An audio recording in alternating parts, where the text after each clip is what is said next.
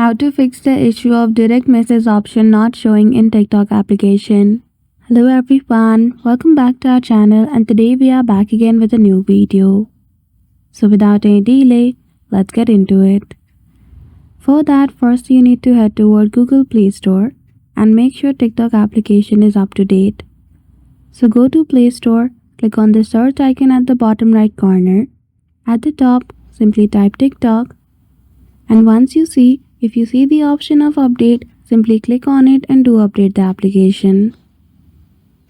Shortly when the TikTok application has been updated, you simply need to head toward the settings of app. So tap and hold on the TikTok application icon. Go to app info.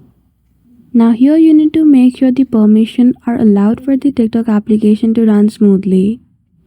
Make sure the application has the permission to notification.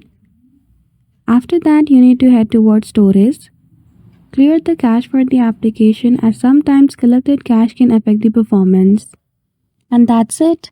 Just like that, you will be able to fix the issue of direct message. So I hope you found this video helpful.